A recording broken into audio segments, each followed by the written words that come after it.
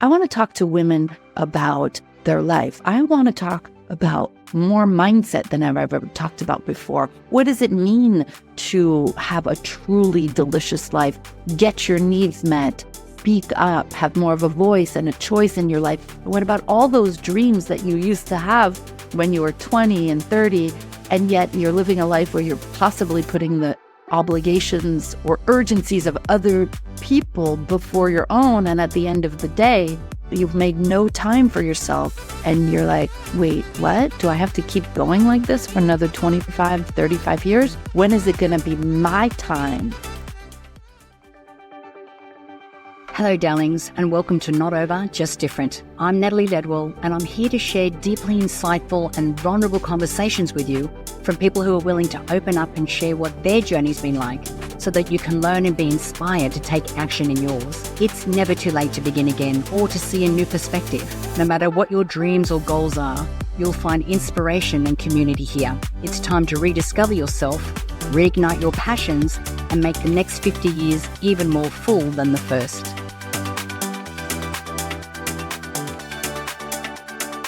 Are you someone who has the perfect life? A great job, a great family, great marriage, but yet there's something inside that's having you feel a little discontented or feeling like there's something different or something more? Well, if that's you, today's podcast is all for you.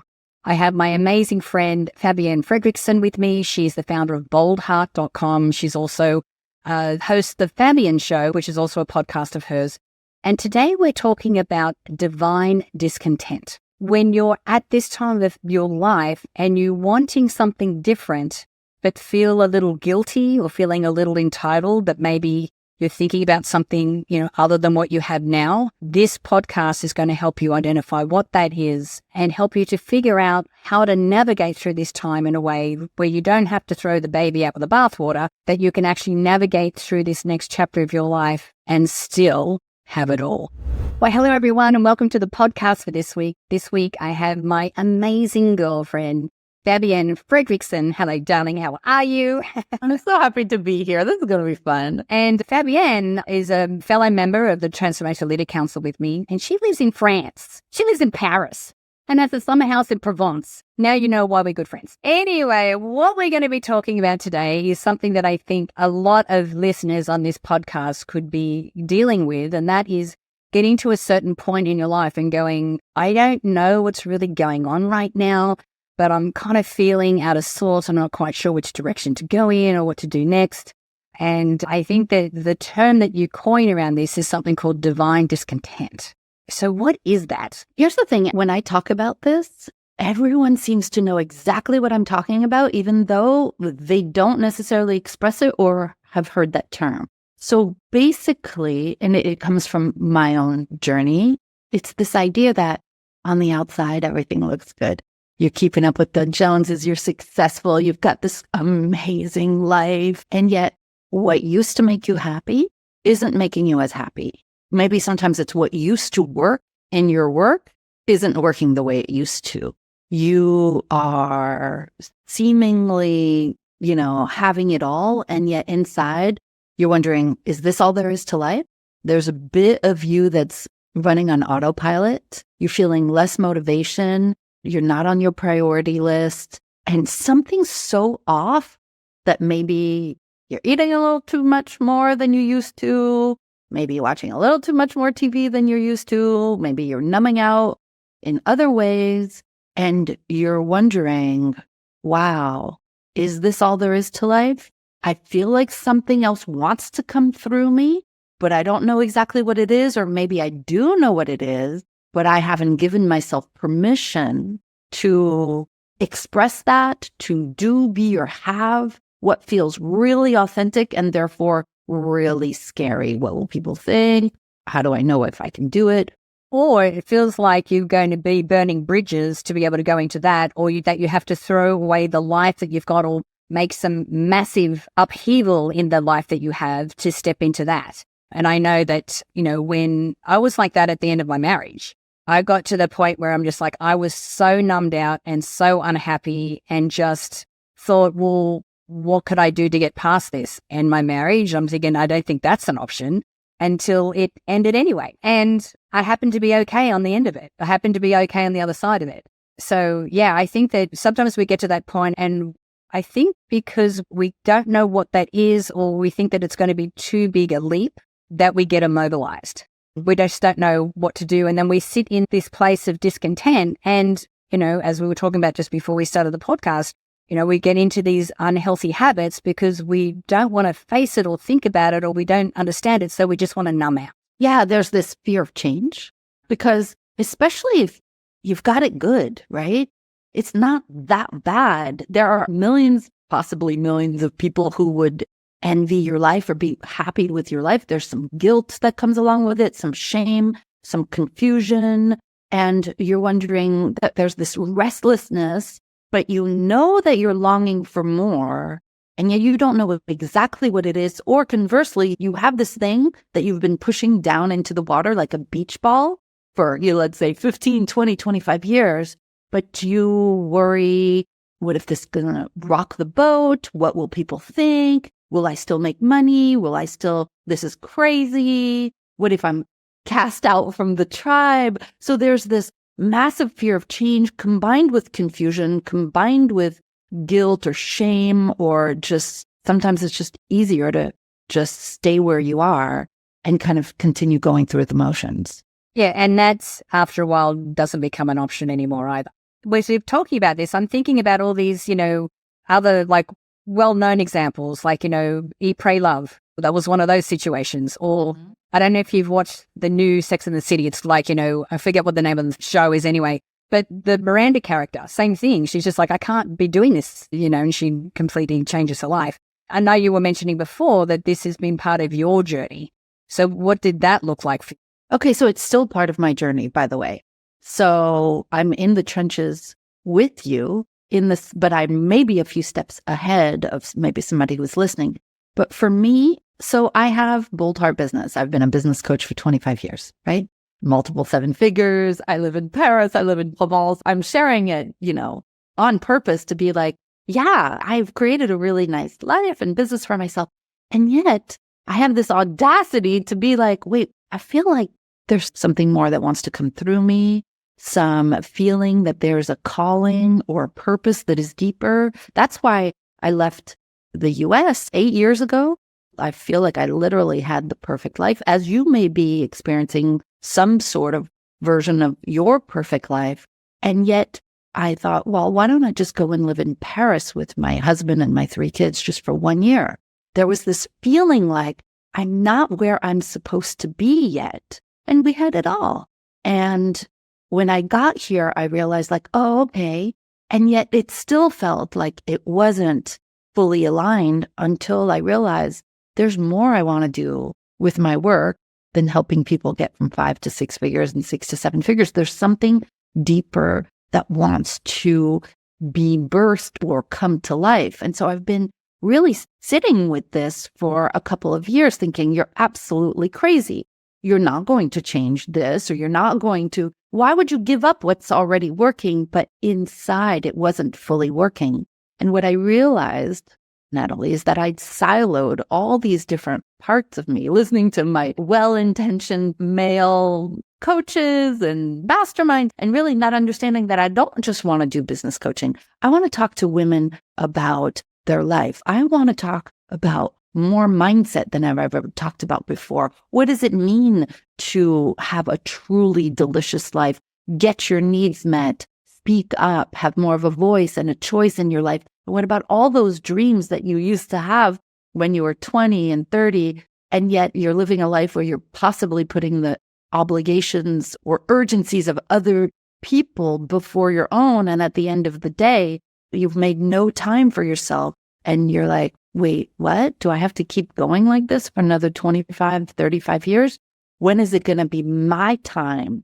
And so for me, it's been personally and professionally a couple of years of deep reflection and, experiencing all that growth guilt or wanting more guilt, and really looking at what is the fullest expression of who I really am, and what are the needs that I have that are unmet, and what are the things that I've been so curious about that I haven't made time to work on, raising 3 humans and running a business. And what is the divine message that I'm not listening to because I'm keeping myself so busy? And so these last couple of years, it's been about, who am I really? And would I be happy in 5 or 10 years, despite the fact that it looks good for everybody else? Would I be happy in 5 or 10 years if this was my life? There is more within me for me to experience, to do in the world, to be in the world. And so it starts with that self-exploration or self-reflection, but also getting to this place where you can give yourself permission to let go of the beach ball and have the permission to not keep pushing it down and say, what is it that I'm not living that I want to be living? And I think for me, like the last year of my marriage, I used to have this message coming in saying, you're wasting time. And I'm like, I don't know what you mean by that. I have, Mind Movies is super successful. We reached, 10 million people, blah, blah, blah, blah. And I'm like, I don't get it. Like I think I'm doing something positive in the world. But this message kept coming through. And I think sometimes when you think, okay, I've got this amazing life and everything's great and blah, blah, blah, it's like, how dare I have the audacity to think that I want something different? And so you have this guilt and this shame around it because you're like, what, am I going to upheave everything just because I feel like I want to have something else? It feels like I'm being entitled to a certain extent. Or selfish, or when is it going to be enough? Is it ever going to be enough for you? Or, all of that. And yet, if you really think about, I use this example with our clients all the time, as if you were to take your phone and have a red phone to the divine and say, would you like me to put up with this or to stay doing something that doesn't feel fully fulfilling? Or would you have me go after my fullest expression or my big dreams? What would the divine respond to you? But what are you waiting for? Go after what you want to be, do, or have. And I'm very cognizant to the fact that this sounds, like you said, as I'm hearing myself, it sounds entitled. It sounds like it's never good enough. But when I speak to women around the world, and this is what I talk about in my podcast, The Fabienne Show, we did an episode on divine discontent. And that was the one where women reached out to me like no other episode and said, I feel like you were speaking to me. I feel like on the outside, everything looks good, but I'm feeling empty. I'm feeling drained. I'm feeling like I live the expectations of others, or perhaps, what they expect of me. Like I'm spending more time fulfilling that than what I really want to do, even if it looks a lot different than what it looks like now. No, and I think that it's more common than we know.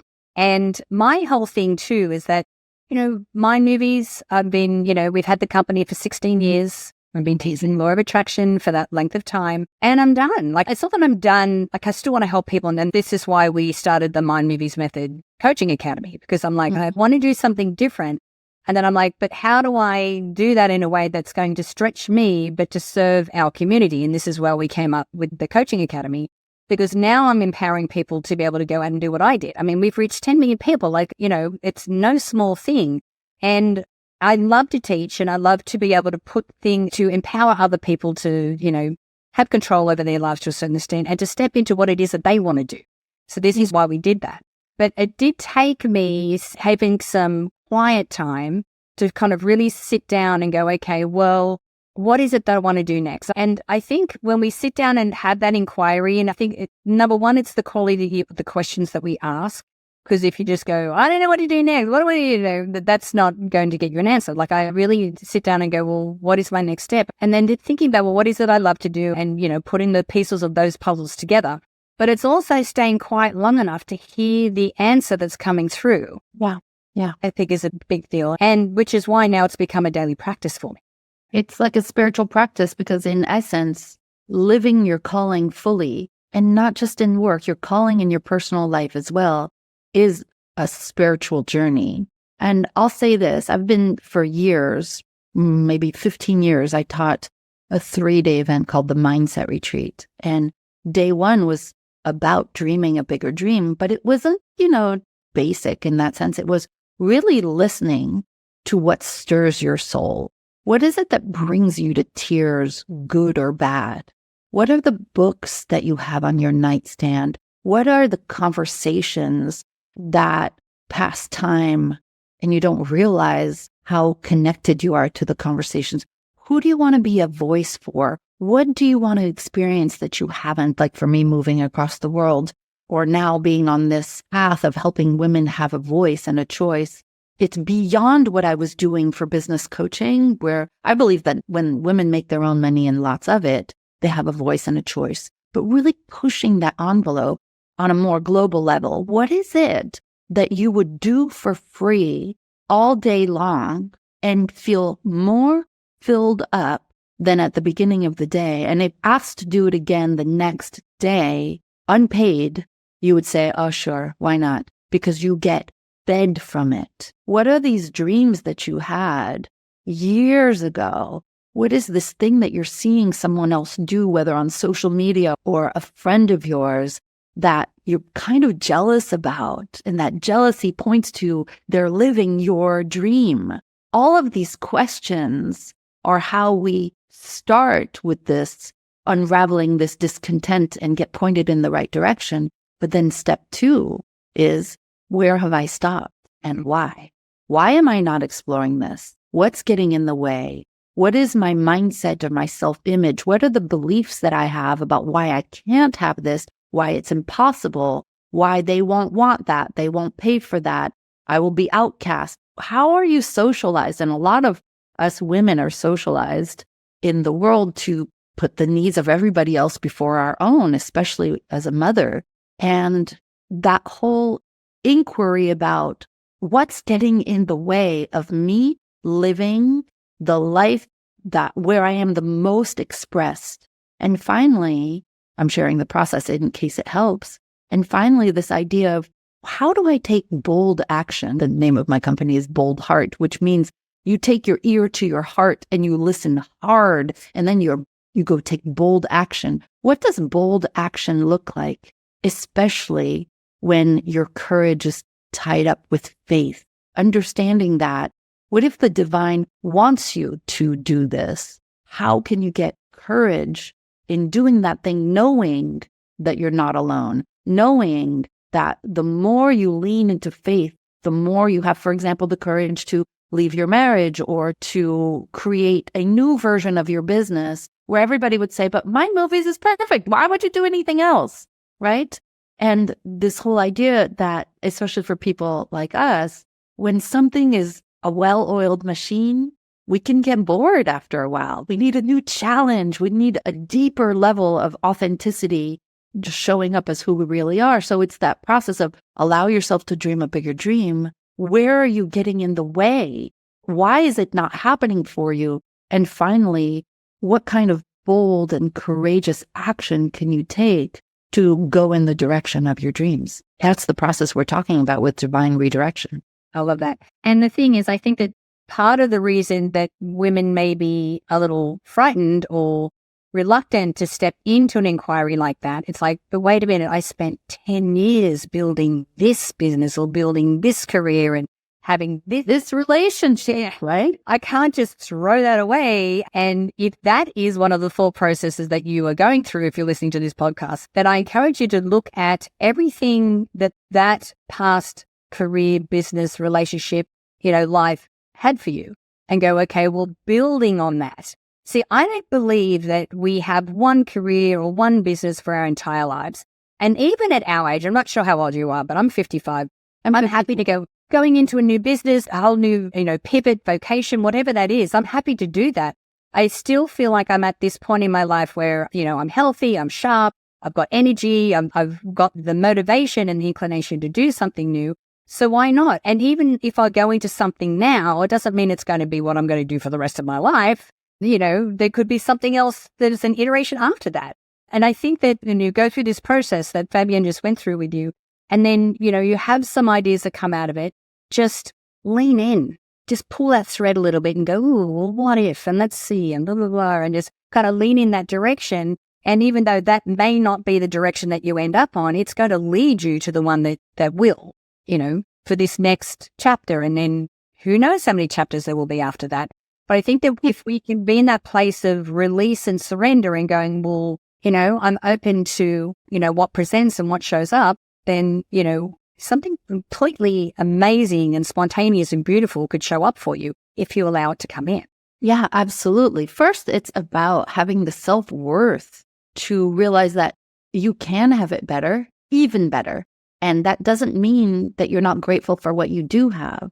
It's just about more loveliness, more deliciousness, more abundance in your life. And who would say no to that? I don't know anybody who would say, no, I don't want more love in my life. No, I don't want more ease or grace or beauty or prosperity in my life. It's just finding yourself in this place that you can say, you know what, I deserve more, not from an entitlement place, but a curiosity place. And really also looking at this from this vantage point of you don't need to change your entire life all at once.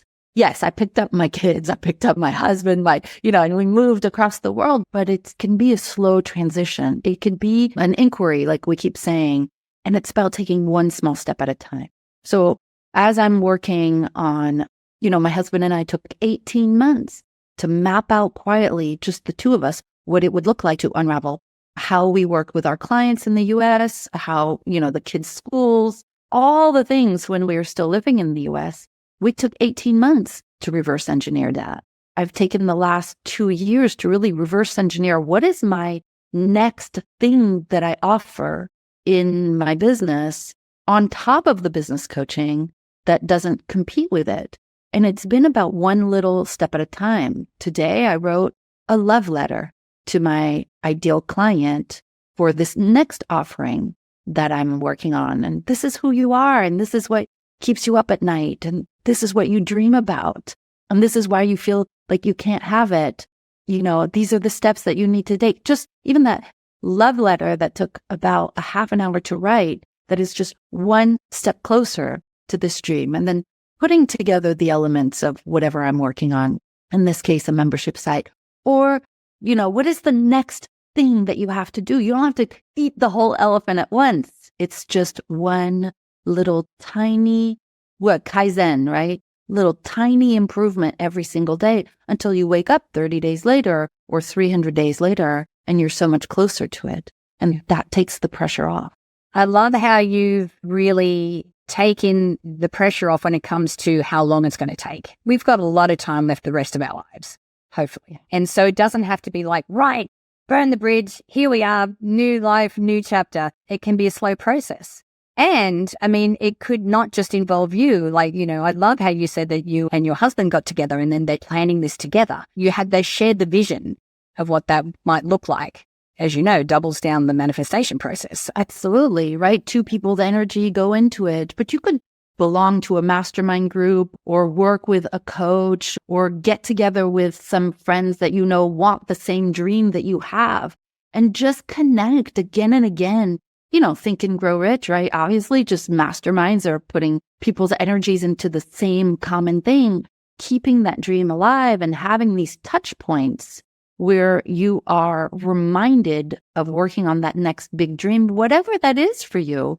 Because I've been known to say this a million times, you can't work on scaling your business in between client appointments. You can't make a big life move in between, running to the laundry, whatever, or, the supermarket. You have to give yourself some time on a regular basis for personal reflection, changing your beliefs, creating that big vision, and then slowly going towards it. I love the idea of giving yourself 18 months. And if it happens faster, great. And if it's shorter, fantastic. If it's longer, who cares? The whole idea is that in 15 years, 25 years, 35 years, 55 years, whenever our time is up and you're there in the last few moments of your life with your head on the pillow, or the last moments of your life, and you say, do I have a regret or did I go for it? I don't know. I don't want to regret, even if I fail, even if I fall flat on my face and it was a terrible idea. At least I tried it. So if there's someone that's listening to the podcast right now that are going, look, I can relate to a lot of the things that you're describing here, but I just don't know which direction or what to do. I just know that I'm feeling discontent where I am. what are some practical things that they could do to really help to get a little clearer about what that path could possibly be for them? The first thing I would have you do as you're listening to this is, what is it that stirs my soul? What is it that used to make me so fulfilled? Think about certain points in your life that really stand out where you were like, oh my God, I was so happy, or that conversation, that place where I was, or that thing that I was doing really fulfilled me completely, where I was fully expressed and I was happy. Write these moments down. Look for the common denominators. What is it that correlates these things? And how could you do more of that in your life? I have a woman who's working with me now who is a very successful business coach in her own right. And she's going through a massive divine discontent. And my job in her life is to show her that this is a divine redirection, that this is on purpose, to listen to the synchronicities and to take the next right step. All the fears coming up for her, my job is to talk her off the ledge and say, what if this isn't happening to you, but it's happening for you and you are being divinely guided? Surrender, lift the oars out of the water and let the canoe go where it's supposed to be. And so that would be the first step, is recognizing what makes you happy. And then, why am I stopping myself from having that? You can talk to a practitioner about changing your beliefs. You can do some processes around eliminating the fears, or at least reducing it, and then boldly take micro actions so that it doesn't feel overwhelming. And if you have never journaled before, then this is a really good time to start. Because when you're on this level of inquiry and this, level of research and possibility for your life, being able to journal and keep a track of this, not only does it help you to organize your thoughts and your feelings, but it also helps you to acknowledge when little things are starting to fall into place for you, little things are starting to show up. And so if you haven't had a journaling practice before, I would choose a certain part of the day to do it. It could be morning or evening, whatever, is best for you. And then, do a little meditation. It only needs to be 5 minutes, just to kind of calm and centered. You can either have a question that you ask yourself and then write about that, or you can just start writing.